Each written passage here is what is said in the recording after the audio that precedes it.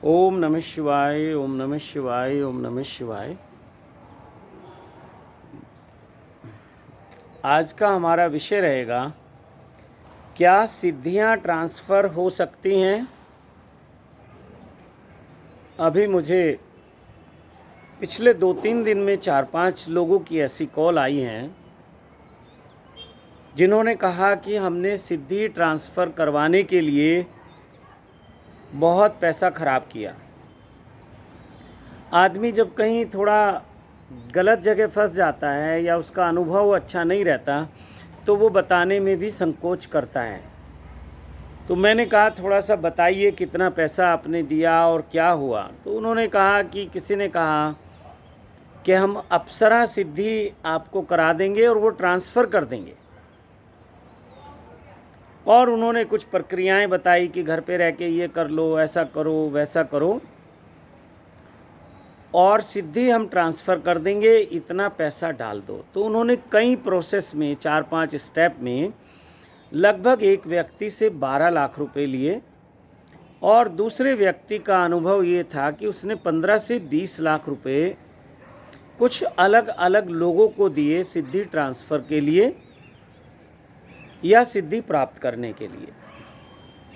फिर वो मेरे पास आए और उन्होंने मुझसे कहा कि क्या आप सिद्धि ट्रांसफ़र करते हैं।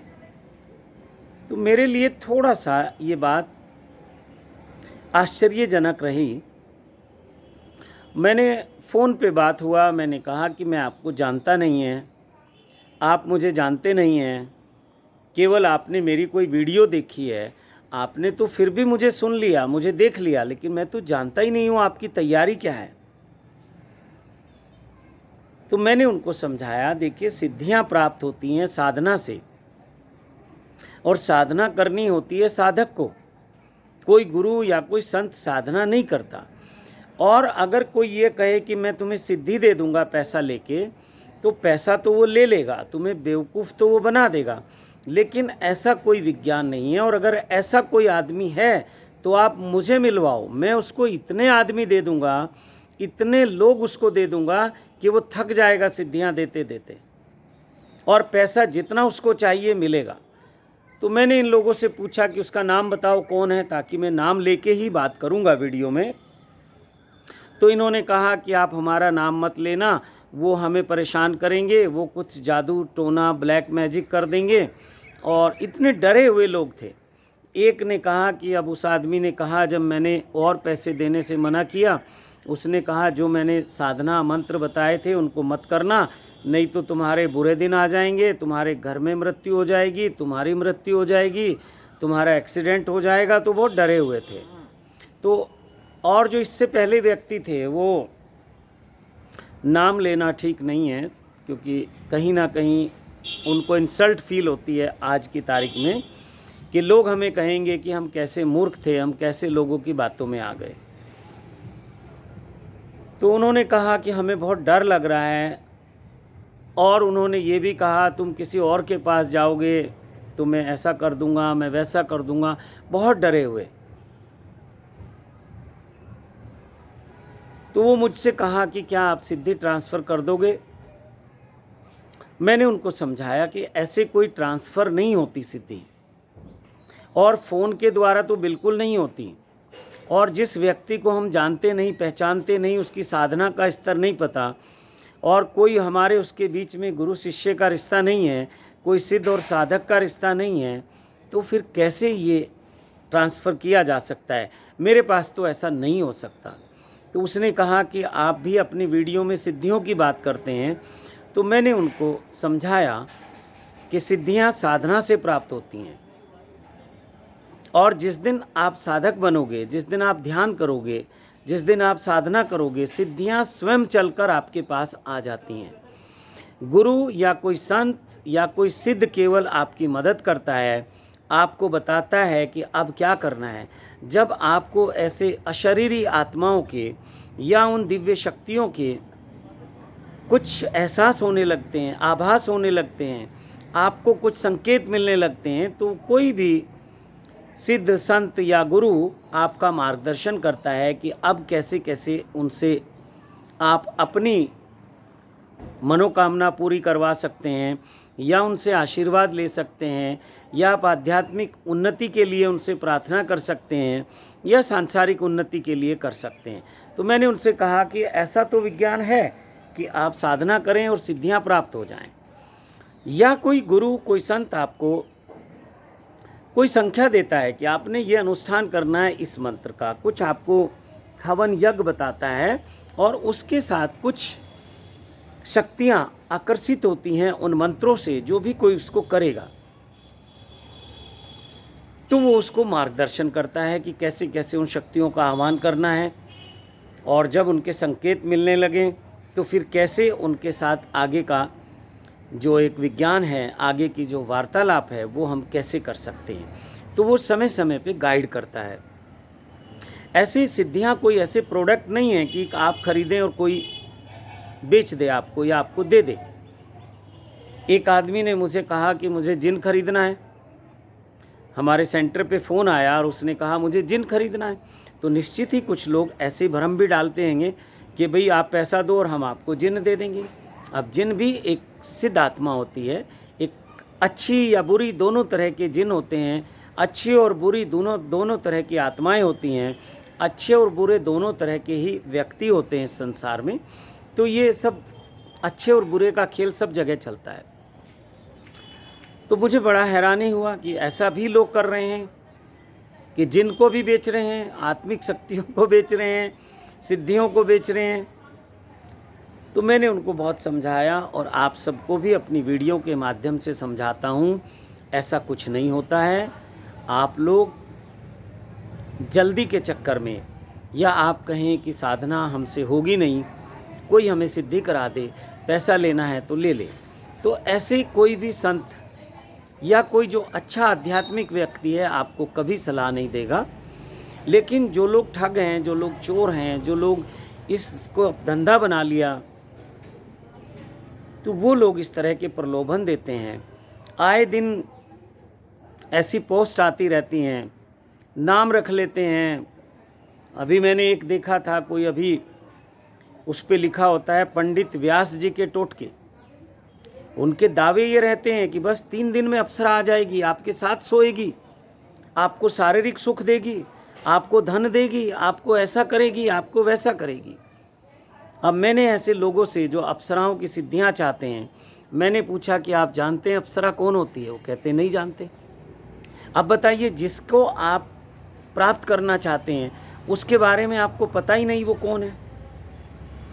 और हिंदू धर्म के अनुसार जो मान्यता है, अप्सराएं तो स्वर्ग में रहती हैं और इंद्र के दरबार में वो देवताओं को रिझाने के लिए, देवताओं को प्रसन्न करने के लिए, और अगर साधारण सी भाषा में कहूँ तो देवताओं का एंटरटेनमेंट करने के लिए, मनोरंजन करने के लिए वो उपलब्ध रहती हैं। बहुत सारे सीरियल हैं, बहुत सारे ऐसे पिक्चरें आपने देखी होंगी, मूवीज़ देखी होंगी धार्मिक, जिनमें इंद्र का दरबार सजा है, देवता वहाँ बैठे हुए हैं और इंद्र जो हैं देवताओं के राजा हैं, और वहाँ उसमें उनको तरह तरह के भोग और विलास के साधन परोसने के लिए अप्सराओं का वहाँ जिक्र किया जाता है। तो बड़े बड़े राजा महाराजाओं के यहाँ भी ऐसी नृत्यांगनाएं, नृत्य करने वाली स्त्रियाँ, नाचने वाली स्त्रियाँ, गाने वाली स्त्रियाँ वहाँ राजा महाराजाओं के दरबार में भी होती थी। वहाँ भी रास रंग चलता था, नाच गाना चलता था। तो मनोरंजन के ये साधन है, और स्त्रियों को मनोरंजन के लिए साधन बनाकर ये सब किया गया है। और मुस्लिम धर्म में भी कहीं हूर की बात की जाती है कि आपको, जब आप वहाँ जाओगे तो आपको सवाब मिलेगा। अगर हिंदी में कहूँ तो स्वर्ग और नरक की ही बात है। वहाँ भी हूर की बात की जाती है कि वहाँ एक नहीं तुम्हें इतनी हूर मिलेंगी और वहाँ आप मज़े करना। तो ये इस तरह के लोग जो जीवन में भरोसा नहीं है, मृत्यु के बाद की बात करते हैं, वो सब कल्पनाएं हैं, सत्य हो सकती हैं, मैं ये नहीं कह रहा हूँ कि सत्य नहीं है। और बड़े बड़े पैसे वाले लोग, ज़मींदार लोग अपने यहाँ नाच नचवाते हैं, नाचने वाली स्त्रियाँ होती हैं। बिहार में और पूर्वी उत्तर प्रदेश में और बहुत जगह शादी ब्याहों में ऐसी नाचने वाली स्त्रियों को बुलाया जाता है। बड़े बड़े जो आपके वो क्लब होते हैं, होटल्स होते हैं, उसमें नाचने वाली वो बालाएं होती हैं। डांस क्या वो बार गर्ल, जो बार होते हैं जहाँ शराब परोसी जाती है, वहाँ लड़कियाँ नाचती हैं लोगों को एंटरटेन करने के लिए। और जो आपके डिस्को क्लब हैं, वहाँ बहुत कम कपड़ों में लड़कियाँ नाचती हैं। और जो आपके एक और वो क्लब हैं, मुझे नाम याद नहीं आ रहा, लगभग नगन होके वहाँ लड़कियाँ नाचती हैं। तो ये सब क्या है? और वो सुंदर लड़कियां होती हैं, उनकी पहनावा, उनकी पोशाक, उनका भड़कीला अंदाज, वो सब व्यक्ति को लुभाने के लिए होता है। और फिर वो कह रहे हैं हमें अप्सरा चाहिए। और एक व्यक्ति जिसकी उम्र 75 साल है वो कह रहा है मुझे अप्सरा चाहिए।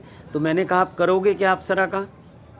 तो कहते हैं कि मुझे कहा गया है कि वो तुम्हारी सब इच्छाएं पूरी करेगी, सब तरह के भोग आप भोग सकते हैं। तो मैंने कहा स्त्री के साथ आप सबसे पहले क्या भोग भोगना चाहते हो? उन्होंने कहा मुझे पता नहीं। मैंने कहा आपकी 75 साल उम्र हो गई। मैंने पूछा आप विवाहित हैं या अविवाहित हैं? तो उन्होंने कहा नहीं मैं तो विवाहित हूँ, मेरे बच्चों का भी विवाह हो गया। तो मैंने कहा अपनी पत्नी से पूछ लो कि एक अप्सरा को मैं अपने पास लाना चाहता हूँ, वो रात को मेरे साथ सोएगी, मुझे शारीरिक सुख देगी, मैं उसके साथ भोग भोगूंगा। पूछ लो वो आपके घर की अप्सरा अगर परमिशन देती है तो। कहने लगे नहीं ये बात तो मैं घर पे कर भी नहीं सकता। तो आप घर पे जिस बात को नहीं कर सकते, आप दोस्तों में जिस बात को नहीं कर सकते, आप अपने शुभ चिंतकों के बीच में जिस बात को नहीं करते, जिस बात को छुपाते हो, जब वो अनजाने लोगों से आप बात करते हो तो वो आपको चीट करते हैं, वो आपको ठगते हैं, वो आपको धोखा देते हैं। आप परिवार से बच के और परिवार के लोगों से चोरी छुपे उनको पैसा देते हैं। और जब आपको लगता है मेरे साथ धोखा हुआ, चीटिंग हुई, ठगी हुई, उसके बाद आप किसी से चर्चा भी नहीं कर सकते। तो सोचो आपकी स्थिति कैसी होती होगी। तो 75 साल के व्यक्ति को मैंने कहा कि सबसे पहले तो स्त्री का एक शारीरिक भोग होता है, शारीरिक सुख उससे मिलता है, आप तैयार हो उसके लिए, सक्षम हो? कहते नहीं तोबा तोबा। तब उनको थोड़ी समझ आई। और मैंने कहा आज तक ऐसा तो हुआ नहीं कि कोई अप्सरा या कोई सिद्धि या कोई जिन या कोई आपको लाके आप कहें मुझे 1 करोड़ चाहिए तो वो 1 करोड़ दे दे, आप कहें मुझे 100 करोड़ चाहिए तो वो 100 करोड़ दे दे। ऐसा नहीं होता, कोई विज्ञान नहीं है, ये मैं आपको भी बता रहा हूँ। और आपको यदि धन कमाना है तो आपको परिश्रम करना पड़ेगा, आपको अपनी बुद्धि का, विवेक का, समझ का उपयोग करना पड़ेगा। आपको देखना पड़ेगा मेरी क्षमता कितनी है। क्षमतावान व्यक्ति बहुत जल्दी सब कुछ कर सकता है। हमें अपने आप को, अपने भीतर क्षमता अपनी विकसित करनी होती है, हमें वो योग्यता प्राप्त करनी होती है, क्या हम उतने धन के योग्य हैं या नहीं हैं। तो अयोग्य को कुछ नहीं मिलता, जितनी हमारी योग्यता है वो मिलता है। तो ऐसे लोगों से बहुत सावधान रहें। और ऐसे एक नहीं बहुत सारे लोग हैं। और इन लोगों ने जो 4-5 कॉल मेरे पास आई, मैंने पूछा उनका नाम बता दो, उन्होंने नाम भी नहीं बताया, वो बहुत डर गए उनसे। और कहते हैं कि वो सब हमने कर्जा ले के दिया और अब हमारी स्थिति बस ऐसी हो गई है, हम क्या करें। कई बार दिल करता है हम सुसाइड कर लें। तो लगभग ऐसा होता है जब आप अपने भीतर कोई ऐसा बोझ लेकर जीने लगते हैं, कोई गुनाह आपसे हुआ, कोई गलती आपसे हुई और आप छुपाते हैं, तो ये बहुत बार आपको आत्महत्या तक ले जाती है। ये घटनाएं डिप्रेशन तक ले जाती हैं। ये घटनाएं आपको बहुत निराशा में ले जाती हैं, बहुत नेगेटिविटी आपके भीतर हो जाती है। और ऐसे ही लोग फिर कहते हैं कि धर्म के नाम पे बहुत लूट है। मैं भी मानता हूँ धर्म के नाम पे लूट है, लेकिन 100% नहीं हो सकती। अब ये परख आपको करनी है। या तो आप ये सोच के चलो कि ये तो धोखा होना ही है, ऐसे ही ठोकरें खा के, धोखा खा के हमें समझ आएगी। या आप थोड़ा समझ और विवेक और बुद्धि का इस्तेमाल करो। जब आपको ये समझ आए, जब आपको भरोसा आए, तो आप फिर आगे बढ़ो। और जब आप लाखों रुपए की कोई बात करता है, वो कहता है मैं अप्सरा दे दूंगा, वो आपको धन दे देगी, वो आपको वशीकरण करवा देगी, वो आपको सब कर देगी, तो उससे छोटे मोटे काम तो करवा के देखो। अगर वो 1 लाख मांगता है तो आप बोलो कि भाई कोई 10-20 हज़ार का तो काम बताओ, 10-20 हज़ार का काम दे के उससे करवा के देख लो, छोटा काम करा लो। आप अपनी स्त्री को, अपने ही पुरुष को वशीकरण कर लो, आप अपने बच्चों का वशीकरण कर लो। आपके बच्चे आपके कहने में नहीं, आपके बच्चों में बहुत बहुत तरह के ऐब आ जाते हैं, बहुत गलत चाल चलन हो जाता है, परिवार आपका बिखरा हुआ है, परिवार में बहुत कलह कलेश है, लड़ाई झगड़े हैं, तो आप किसी बाहर के व्यक्ति का वशीकरण तो बाद में करना, पहले अपने परिवार को वशीकरण करके एक सूत्र में बांध लो। और सब जहाँ एक मत होता है, सब लोगों का एक विचार होता है, वहाँ तरक्की खुशहाली अपने आप आ जाता है, वहाँ सुख शांति समृद्धि अपने आप आ जाती है। तो ये छोटे छोटे प्रयोग करके देख लो। और फिर भी वो आदमी कह रहा है कि मैं दे दूंगा, तो ये बहुत गलत बात है, ये बहुत गलत है। अभी पीछे कुछ दिन पहले एक आते थे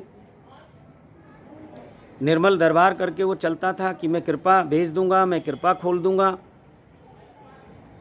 ये सब क्या है? साधना कुछ है नहीं। वो कहते थे वो शराब कब पी थी, बोले बहुत दिन हो गए, बोले जाओ शराब पी लेना। बियर कब पी थी, कि बियर बहुत दिन हो गए तो बियर पी लेना। अरे वो रास्ते में एक मंदिर था, आप वहाँ गए या नहीं गए? वो कहता था जी नहीं गए। देखा था? हाँ जी देखा था। तो वहाँ चले जाना। ये कैसे आप उपाय बता रहे हो, कैसे टोटके बता रहे हो? आदमी का तो विकास होना नहीं। और अगर आप 10 बात अपने दिल में सोच लोगे तो उसमें से 5 तो होने वाली हैं। कोई भगवान की आपसे दुश्मनी नहीं, देवी देवताओं की आपसे दुश्मनी नहीं, ऐसे भी आप इतने भाग्यहीन नहीं हो। आप सोच के देख लो, आप 10 चीज़ें मांगो भगवान से और कुछ भी मत करो, ना कोई पूजा, ना कोई पाठ, ना कोई जप, ना कोई तप, ना अनुष्ठान, ना किसी के पास जाओ। 5 तो वैसे ही हो जाएंगी। और जब ये 5 आपकी पूरी हो जाएंगी, आपको अगर किसी के पास जाते हो तो लगेगा चमत्कार हो गया। और फिर ऐसी चीज़ें सिखा रखी हैं कि दोष जो है उनमें नहीं है, दोष अपने में है। हमसे ही कुछ गलती हुई होगी, हम में ही कुछ कमी होगी। अभी एक व्यक्ति का मुझे फ़ोन आया, वो कहते हैं हमारे गुरुजी हीलिंग करते हैं, हमारे गुरुजी ग्रुप में दीक्षा देते हैं हज़ारों लोगों को, लाखों लोग उनके शिष्य हो गए।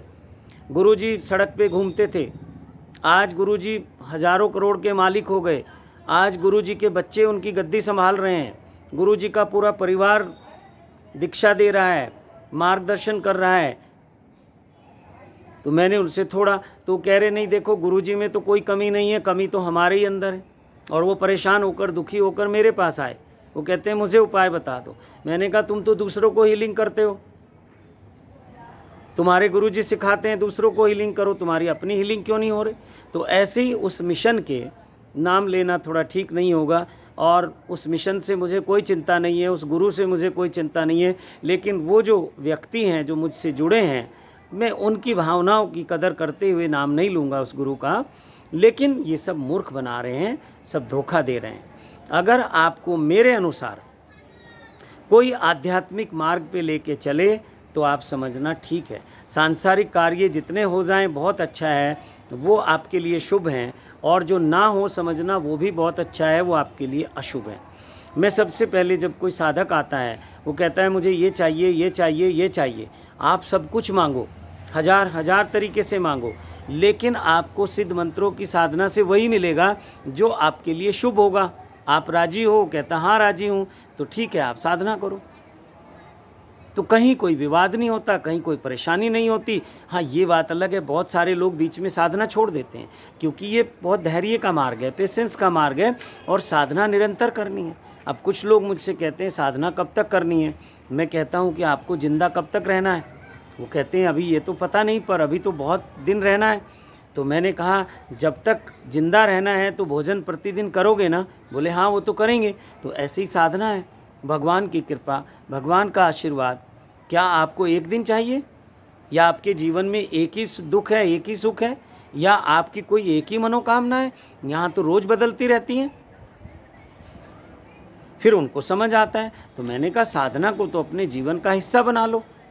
आप अखबार रोज़ पढ़ते हैं, आप टीवी रोज़ देखते हैं, आप भोजन रोज़ करते हैं, और बहुत तरह की चुगली, निंदा, ये वो सब बहुत कुछ करते हैं, तो क्यों ना आप एक 15 मिनट, 10 मिनट, आधा घंटा एक जीवन का हिस्सा बनाओ साधना को, और अपनी आत्मिक उन्नति करो, आध्यात्मिक उन्नति करो।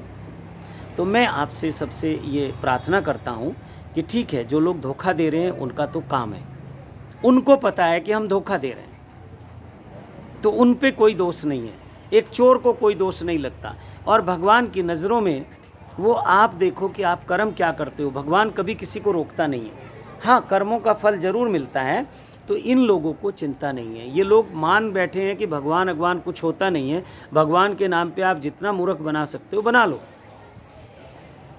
क्योंकि वो उनकी दुकानदारी है, भगवान का नाम लेना उनकी मजबूरी है। लेकिन भगवान जो भी कष्ट देगा वो आपको देगा, इनको नहीं देगा। हालांकि भोगने इनको भी पड़ते हैं, कोई बच नहीं सकता, लेकिन वो भोगे ना भोगे, आपके जीवन में तो कष्ट आ गया ना उसकी वजह से। जहाँ आप सुख की लालसा में गए थे वहाँ से आपको दुख मिला, जहाँ आपने भरोसा किया था वहाँ आपको धोखा मिला, तो आप तो टूट गए। आपने तो कह दिया कि कोई भगवान नहीं होता, कोई धर्म नहीं है, कुछ नहीं है, अध्यात्म कुछ नहीं है, और ये सब धोखा चल रहा है अध्यात्म के नाम पे। तो आपका अनुभव ऐसा है, आप गलत नहीं कह रहे हैं, लेकिन गलती कहीं ना कहीं अपने से होती है। तो मेरा आपसे निवेदन है कि इस तरह के प्रलोभन में, इस तरह के लालच में ना आए। खास करके इस तरह के जो लोग हैं, कुछ ना कुछ उसका ऐसा उपाय करें कि उस व्यक्ति को भी समझ आए कि मैं गलत कर रहा हूँ, और कम से कम खुद बचें और लोगों को बचाने का प्रयास करें। लेकिन एक अच्छे मार्ग पे, आध्यात्मिक मार्ग पे चलना चाहिए। और जीवन में सुख शांति, जो आप बाहरी वस्तुएं हैं, ये कोई बहुत बड़ी चीज़ नहीं है। आज अभाव है, कल वो पूरी हो जाएगी। लेकिन मन का स्वभाव ऐसा है, आज वो एक साइकिल मांगता है, जब साइकिल मिलेगी तो वो स्कूटर मांगेगा, जब स्कूटर मिल जाएगा तो वो कार मांगेगा, जब कार मिल जाएगी तो वो एक बड़ी कार मांगेगा, जब बड़ी कार मिल जाएगी वो कहेगा पत्नी के लिए अलग चाहिए, बेटे के लिए अलग चाहिए, बेटी के लिए अलग चाहिए। फिर वो स्टेटस बना लेगा कि कार भी चाहिए तो मुझे वो 2 करोड़, 2.5 करोड़, 5 करोड़ वाली कार चाहिए, जो गली मोहल्ले में किसी के पास ना हो, जो पूरे शहर में मेरे पास हो। तो व्यक्ति का जो मन है वो इस तरह से खेलता है, वो कभी संतुष्ट नहीं होता। आवश्यकताएं जरूर पूरी हो सकती हैं, लेकिन इच्छाएं पूरी नहीं होती। तो हमारी आवश्यकताएं पूरी हो जाएं और निरंतर हम उस प्रभु का भजन करें, तो वो सब कुछ अपने आप मिलता है। साधना से सिद्धियां मिलेंगी, साधना से रुपए, पैसे, धन, दौलत, जो भी आपकी ज़रूरत है वो सब मिलेगा। परमात्मा भी चाहता है, ईश्वर भी चाहता है, देव शक्तियाँ भी चाहती हैं, यहाँ तक भूत आत्माएं, प्रेत आत्माएं भी चाहती हैं कि आप साधना करो। आपकी साधना में ही उनका हिस्सा हो सकता है, उनका भला हो सकता है, तो वो आपके पास आएंगी, आपके पास रहेंगी। मैं कहता हूँ कि आप सिद्ध मंत्रों की साधना करो, सत्यम शिवम सुंदरम के मार्ग पे चलो, या आप कोई भी साधना करो, किसी भी गुरु के मार्गदर्शन में करो, या स्वयं करो। आपके भीतर जो आपका गुरु बैठा है उससे प्रेरणा लो, उससे मार्गदर्शन लो, और थोड़े समय के बाद तो मार्गदर्शन मिलने लगता है अपने आप से। क्योंकि गुरु के नज़दीक बहुत ज़्यादा देर कैसे रह सकते हो, एक लिमिटेशन है। आपको अपने काम बिजनेस भी देखने हैं, आपको घर परिवार भी देखना है, और हर गुरु पैसे मांगेगा। आप आश्रम में रहोगे तो भी वो पैसे मांगेगा, या आप किसी ना किसी रूप में सेवा करोगे, तो आप ये प्रैक्टिकल नहीं है। तो कुछ समय के बाद आपको अपने भीतर के गुरु से जुड़ना होता है, और सही गुरु वही है जो आपको आपके भीतर से भीतर के जो गुरु हैं उससे जोड़ दे। और परमात्मा भी आपके भीतर है, सच्चा गुरु वही है जो आपके भीतर विराजमान परमात्मा से आपको जोड़ दे। बाहर जो परमात्मा है वो तो ठीक है, जहाँ परमात्मा है ये पंच महाभूत में परमात्मा है, लेकिन यहाँ तो हमें दिखता नहीं। मंदिरों में दिखता है, मस्जिदों में दिखता है, गिरजा में दिखता है, गुरुद्वारे में दिखता है, वो तो हमारा क्रिएटेड है, हमने क्रिएट किया है। हमने गुरुद्वारे बनाए, हमने मंदिर बनाए, हमने मस्जिद बनाई, हमने चर्च बनाए, वहाँ हमने परमात्मा को विराजमान कर दिया। तो वो हमसे बड़ा परमात्मा नहीं है। हाँ, जिस परमात्मा की हम बात करते हैं वो तो फिर सर्वोपरि है, उससे बड़ा तो कुछ हो ही नहीं सकता, वो तो विश्वव्यापी है। हमारे मंदिर का तो एक सीमित एरिया है, और वही परमात्मा हमें हमारे भीतर अगर मिल जाए तो फिर हमें कहाँ भटकने की आवश्यकता है। फिर भी हमारा मन है, कोई मार्गदर्शन चाहता है, किसी के चरणों में अपना सिर झुकाना चाहता है, तो किसी शरीरधारी व्यक्ति को गुरु बना लो, और ये सोच के बनाओ कि व्यक्ति, शरीरधारी व्यक्ति निमित्त होता है। आप सोचो कि गुरु हो गया बस बात खत्म, नहीं। बहुत लोगों के अंदर ये धारणा है गुरु मंत्र ले लिया अब तो सब ठीक हो जाएगा। नहीं, वो तो एक निमित्त है। जैसे हमारे मंदिरों में जो मूर्तियां हैं वो निमित्त हैं, ऐसे ही जो गुरु है वो निमित्त है। मूर्तियां बोलती नहीं, गुरु बोलता है। इसलिए गुरु की इतनी महिमा है कि गुरुर ब्रह्मा गुरुर विष्णु गुरुर देवो महेश्वरा गुरुर साक्षात परम ब्रह्म तस्मै श्री गुरुवे नमः। अब गुरु जो है ब्रह्मा विष्णु महेश से भी कहीं बड़ा है। गुरु जो है वो पार ब्रह्म है, जो इन तीनों त्रिशक्ति के पार है। लेकिन कोई शरीरधारी व्यक्ति ऐसा कहे कि मैं ही हूँ। बहुत लोग ऐसा प्रचार कर रहे हैं, मैं विष्णु अवतार हूँ, मैं शिव अवतार हूँ, मैं फलाने का अवतार हूँ, मैं ऐसा हूँ, मैं वैसा हूँ। सब बकवास है। एक इंसान है, साधारण इंसान है, कुछ उसने साधनाएं की हैं, उसको कुछ प्राप्ति हुई है, ये उसका सौभाग्य है, ईश्वर की कृपा है। वो आप भी हो सकते हैं। तो इस तरह के भ्रम से बचो, इस तरह के जाल से बचो। देखते हो जब एक मछुआरे को मछली को फंसाना होता है, वो कांटे में आटा लगाता है या एक छोटी मछली को उसमें फंसा देता है। अब वो उसको खाने के लालच में वहाँ फंस जाती है। लालच में ही आप भी फंसते हो। ऐसा नहीं सोचना कि आपको कोई आपके घर आ गया फंसाने के लिए। आपके भीतर जो लालच है वो उसको जागृत कर देता है। आप जैसे ही लालच में आते हो वो आपको पकड़ लेता है, आपकी कमजोरी का फ़ायदा उठा लेता है। अगर आप बहुत स्पष्ट तरीके से उससे वार्तालाप करोगे, वो भगा देगा कि ये आदमी विवाद खड़ा करेगा, ये झंझट खड़ी करेगा, इसको अभी दूर रखो। तो श्रद्धा करो, सम्मान करो, विश्वास भी करो, लेकिन सोच समझ कर करो, बुद्धि से, विवेक से, ज्ञान पूर्वक आगे चलो। सबके पास इतना ज्ञान है। सिद्धियां मिलती हैं लेकिन साधना से मिलती हैं। ट्रांसफ़र वही सिद्धि हो सकती है, कोई गुरु अपने शिष्य को दे सकता है, अपने सेवक को दे सकता है, वो भी अंतिम समय में जब वो शरीर छोड़ता है तब वो अपनी सिद्धियां उसको ट्रांसफ़र कर सकता है वो। लेकिन इतना लायक कोई शिष्य मिलता नहीं है। जो गुरु ने कमाई की 100 साल में, अब कोई 20 साल का 15 साल का बच्चा कहे कि गुरुजी मुझे दे दो, नहीं देते।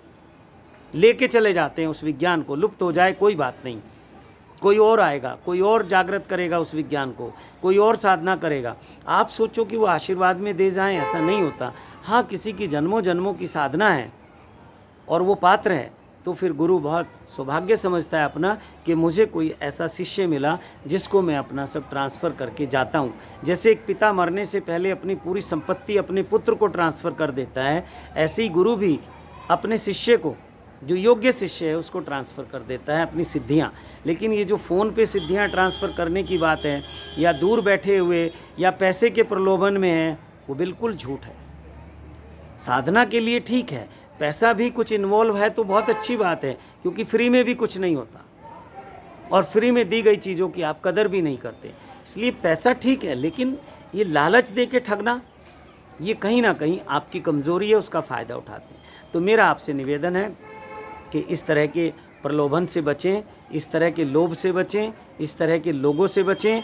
ये लोग, इनको कोई कुछ लेना नहीं धर्म वर्म से। ये भगवा कपड़े पहन लेंगे, ये ढोंग रचा लेंगे, बहुत बहुत तरह के ढोंग रचाएंगे। अगर मैं मान लिया सीधे सीधे नाम लेके बात करूं तो कल ये मेरे विरोध में खड़े हो जाएंगे और आप भी इनके साथ खड़े हो जाओगे, क्योंकि अभी आपकी आंखों पे वो पट्टी बंधी हुई है। और अगर ऐसे लोग मुझे मिल भी जाएं जिनकी आंखों से पट्टी हट गई, तो कुछ लोगों की आंखों पे पट्टी बंधी हुई है, वो ज़्यादा लोग हैं, तो ये वाद विवाद हो जाएगा। समाज में एक तरह की एक अशांति का वातावरण निर्मित हो जाएगा धर्म के नाम पे, गुरुओं के नाम पे। और कौन सच्चा कौन झूठा, इसकी क्या गारंटी दी जा सकती है। झूठा आदमी ज़्यादा दावे करता है कि मैं सच्चा हूँ, और सच्चा आदमी चुप हो जाता है। ये उसकी मजबूरी कहिए या परमात्मा की लीला कहिए। जो सच्चे संत हैं, साधक हैं, वो कोई बहुत ज़्यादा एग्रेसिव होके या बहुत ज़्यादा जोर दे के ये नहीं कहते कि हमारे पास आओ, हम ही सब कुछ हैं। लेकिन ऐसे लोग बहुत प्रलोभन देते हैं। जैसे एक दुकानदार है, तरह तरह की स्कीम निकालता रहता है ग्राहक को लुभाने के लिए, तरह तरह के प्रलोभन देता है, तरह तरह के विज्ञापन देता है। तो आप खुद सोचो, खुद आप समझदार हैं। तो मेरा निवेदन है कि इस तरह की जब ठगी होती है धर्म के नाम पे, सचमुच बहुत तकलीफ़ होती है। पैसा कोई लेता है, दे दो, दक्षिणा जरूर दो। बिना दक्षिणा के कोई विद्या लेनी ही नहीं चाहिए, ये नियम है। कुछ विद्या, कुछ ज्ञान, कुछ साधना, कुछ मार्गदर्शन ले रहे हो तो दक्षिणा जरूर दो। और आपके ऊपर भरोसा नहीं है अब संतों को, क्योंकि आप बहुत चालाक हो, तो इसलिए ज़्यादातर लोगों ने अपनी दक्षिणा फिक्स की हुई है। लेकिन आपको अच्छा लगे तो करो, नहीं लगे तो नहीं करो। हाँ, वो लालच दे, बार बार आपको प्रलोभन दे और आप उसमें फंस जाओ, तो वो उससे बचने की कोशिश करें। इसी के साथ अपनी वाणी को विराम देता हूँ और सत्यम शिवम सुंदरम के मार्ग पे चलने के लिए आपका आह्वान करता हूँ। और जिन मित्रों को मेरी ये वीडियो अच्छी लगती हैं उनसे निवेदन है कि चैनल को सब्सक्राइब कर लें, ज़्यादा से ज़्यादा लोगों को चैनल सब्सक्राइब करें आएँ, वीडियो शेयर करें और बेल आइकन को प्रेस करें। कमेंट बॉक्स में उसको वीडियो को लाइक भी ज़रूर करें और कमेंट बॉक्स में जाके लिखें आपको कैसा लगा। और आपका सबसे बड़ा सहयोग यही होगा कि ज़्यादा से ज़्यादा लोगों को चैनल सब्सक्राइब कराकर वीडियो को शेयर करके सत्यम शिवम सुंदरम के मार्ग से उन्हें जोड़िए। आप सबको मेरे महादेव के, महादेवी के, सभी देव शक्तियों के, सभी सिद्धों के, सभी सिद्ध संतों के, सभी सिद्ध गुरुओं के और ब्रह्मांड में उपस्थित सभी देव शक्तियों की कोटि कोटि आशीर्वाद देता हूँ और आप सबको कोटि कोटि प्रणाम करता हूँ। सत्यम शिवम सुंदरम के मार्ग पे चलने के लिए आप सबका आह्वान करता हूँ। ओम नमः शिवाय, ओम नमः शिवाय, ओम नमः शिवाय।